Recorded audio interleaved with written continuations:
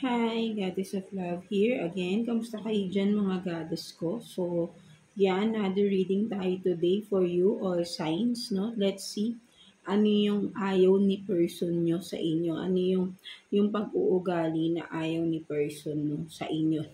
Na parang usual na pag-uugali ninyo na minsan di lang din masabi ni person, no? But then, yun nga, ayaw niya yung pag-uugali na yun sa inyo, no? Mga goddesses ko, no? So, yeah. So, let's see. Let's start, no, mga goddesses. So, let's see, Aries. Kamusta kayo dyan, mga Aries natin? Let's see, ano yung ayaw ni person ninyo na pag-uugali ninyo, no, mga Aries natin. Let's see. Kuha tayo dito ng 2 cards for you, Aries. Ano yung ayaw ni person mo na madalas mong ginagawa or usual mong mood or kung ano man, no? Let's see. For Aries natin.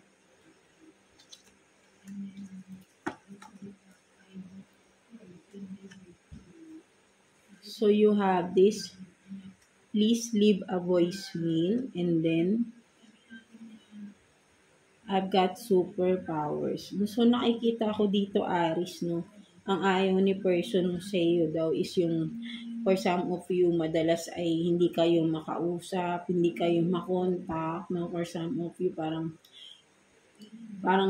with the superpower, parang nakikita ko rito, nanguhula na lang palagi si person ninyo na ano bang ginagawa mo, no? Kasi nga hindi ka nakikipag-communicate, no? So, ayun yung ayaw na person mo sa'yo, yung madalas kang hindi makipag-communicate sa kanya, no? Na pagka kailangan na kailangan ka na yung kausapin is yun pa yung time na hindi ka ma-reach out, no? Something like that, no, mga Aries, no?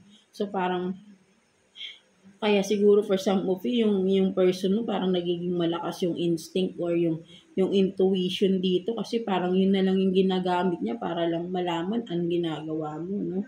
For some of you, Aries, no? So, ayun yung nakikita ko rito, no? So, yeah, for some of you, baka wala kayong communication. So, maybe yung person mo na iniisip niya na bang ginagawa mo, no? Ayaw niya ng ganun na parang wala kayong communication, no? Something like that, no?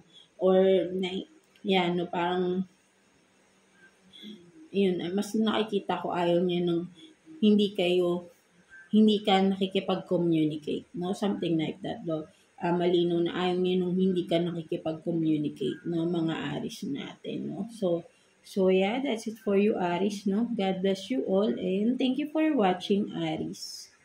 So, tignan naman natin, Leo. Kamusta kayo dyan, mga Leo natin? Let's see.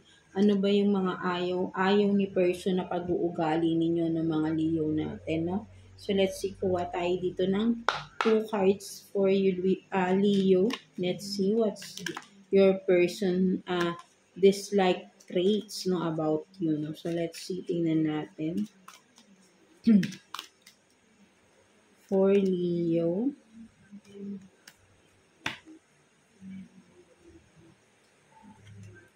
So, you have this no, and then, you failed, so what? No? So, nakikita ko dito, Leo, no? Ayaw ni person mo sa'yo, yung sabihin nating mataas daw yung ego ninyo, Leo, no? Parang, kahit, minsan, yung alam mo sa sarili mo na parang you need help, no? But then, dahil sa taas ng ego mo, sa taas ng pride mo, no? Dinidisregard mo na maybe yung person mo minsan gusto kang tulungan but then hindi mo ina-allowed, no? Something like that, no? So, ayun yung nakikita ko rito, no? So, ayaw ni person mo yung parang nagsusolo ka na lang palagi, lalo na kapag you are into something, no? Pag may pinagdadaanan kayo, no? Siyempre, gusto ni person mo, nandyan din siya for you, no? Something like that, no? Medyo mataas daw yung ego ninyo, no? Ayun yung nakikita ko dito, Leo, no? Parang wala kang pakialam sa kanya, no? Even no na siguro for some of you, ko iniisip mo, hindi naman siya makakatulong, bakit mo pa sasabihin, di ba? Or bakit mo pa kailangan ng ano niya, no? Opinion or something like that, mga Leo. But then, yun ang ayaw ni person mo sa'yo, yung hindi mo sinasabi or hindi mo siya ina-allowed, no? Na maging part kung ano man tong mga pinagdadaanan mo sa buhay, no? Something like that, no? Maybe makakatulong naman talaga siya sa inyo, di ba? Mga Leo natin. So, yeah, that's it for you, Leo, no? God bless you all, and thank you for watching, Leo. So, let's see, Sagittarius. Kamusta kayo dyan, mga Sag, no? Tingnan natin ano yung ayaw ni person mo na pag-uugali ninyo, na usual na ginagawa ninyo, no, mga Sag. No? So, let's see. Kuha tayo ng 2 cards for you, Sagittarius. 2 cards for Sagittarius, please. Tingnan natin. For Sagittarius, no? Ano yung ayaw ni person sa inyo na pag-uugali ninyo, no? So, let's see. For Sagittarius.